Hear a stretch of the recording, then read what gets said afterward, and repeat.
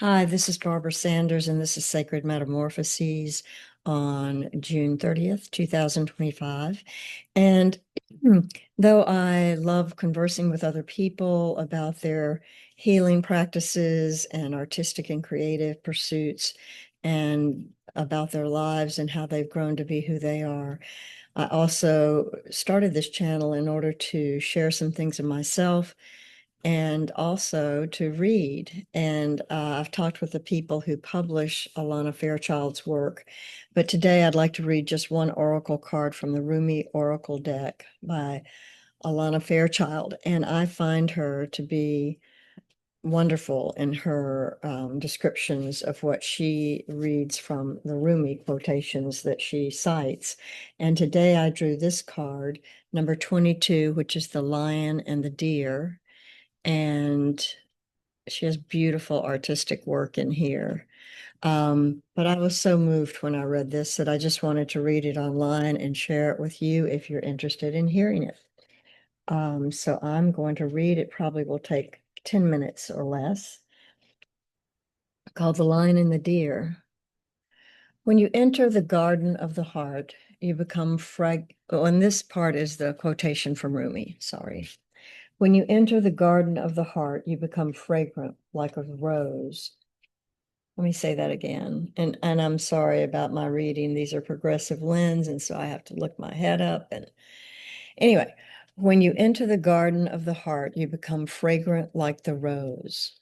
When you fly toward heaven, you become graceful like the angel.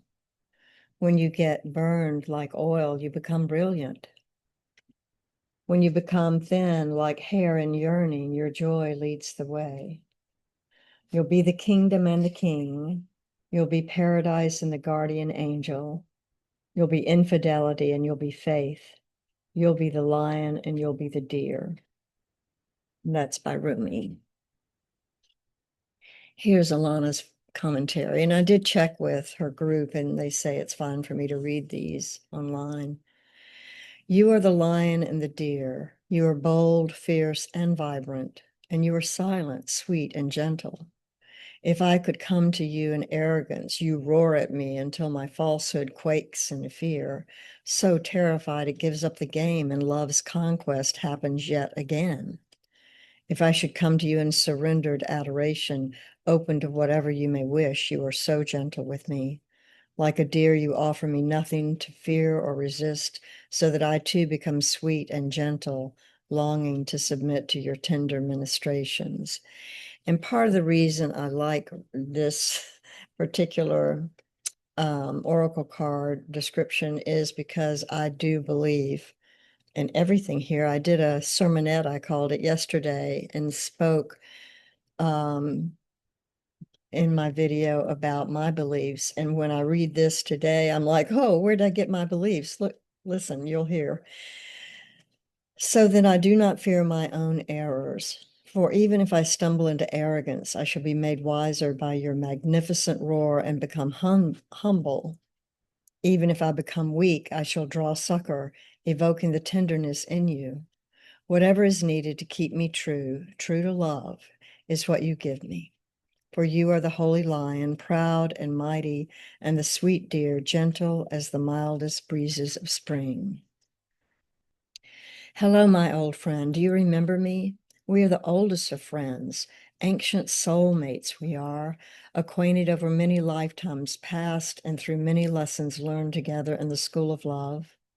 So have we met again in this advanced spiritual training of the human experience with the earth as our classroom?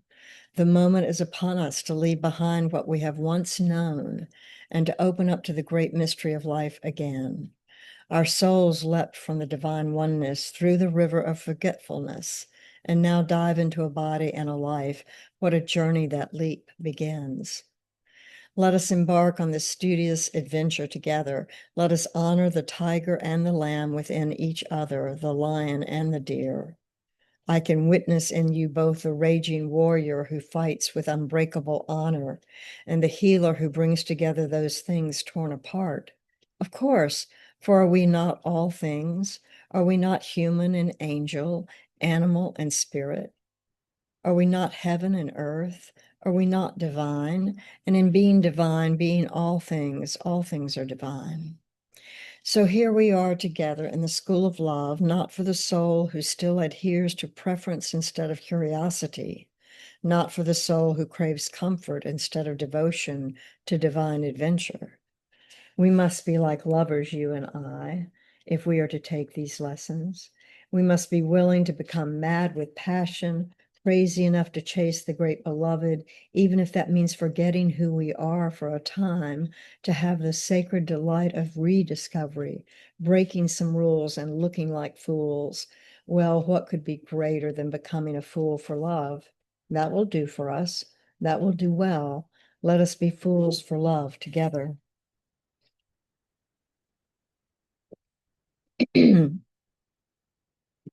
So shall we become study mates? I like that. So shall we become study mates? We'll recognize each other even in all our varied garbs, bright or sombre, wild or gentle. We'll become the most enthusiastic students in the school of love, urging each other on to even greater feats of passion and devotion.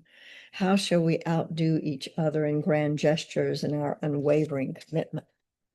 This oracle brings you a special message.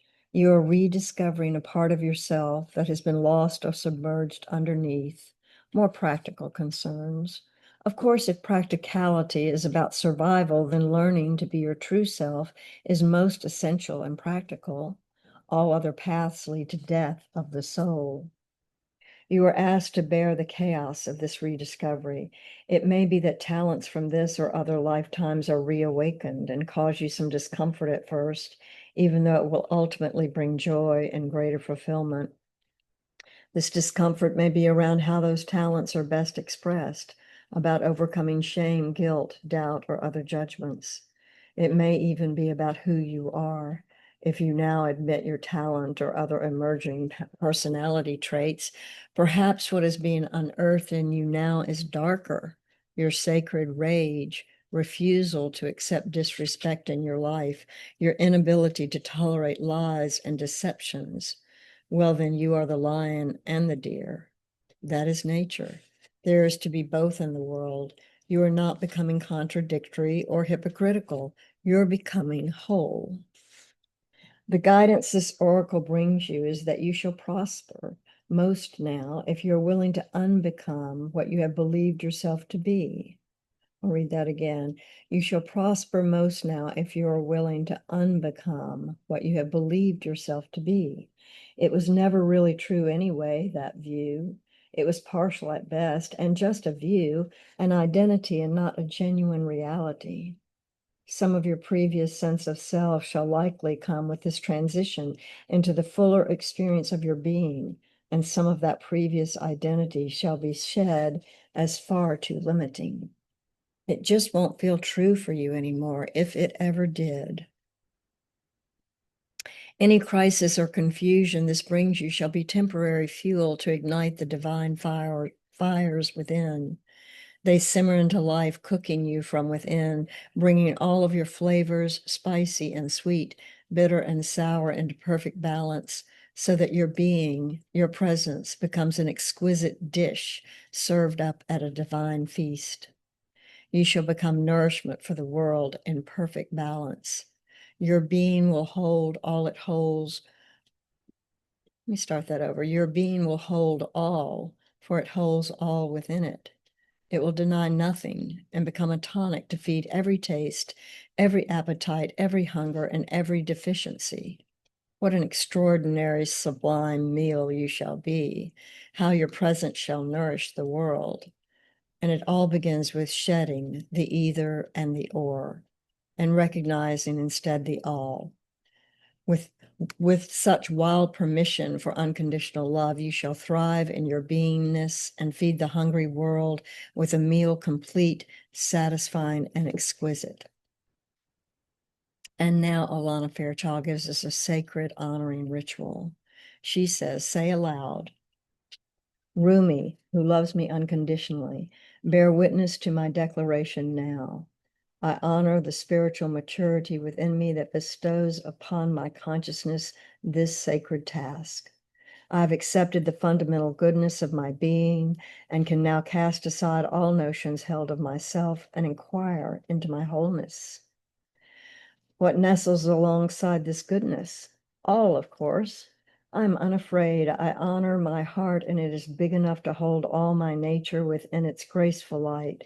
I witness my darkness with compassion, and I become able to dance with all of my being, light and dark, in graceful acknowledgement of my divine wholeness. This gentle acceptance of all of me now brings me peace. This acceptance allows the divine to live fully through me as a vessel for the great mysterious plan unfolding upon the earth. With reverence, grace, and surrender, so be it. Sit quietly for a few minutes and gaze at the image upon the card. Notice the colors, the interplay of light and dark that create one beautiful image. This represents you. All light and dark would have no art at all remaining, only extremes. It is in the interplay of light and dark that enables the living art in progress, your soul, to come most fully to life. When you are ready, simply say thank you. You have completed your ritual. And with that, I thank you for listening and take with you what works for you, let go of what doesn't, enjoy your day, and see if you can find loving kindness within you and outside of you and radiate it all around you.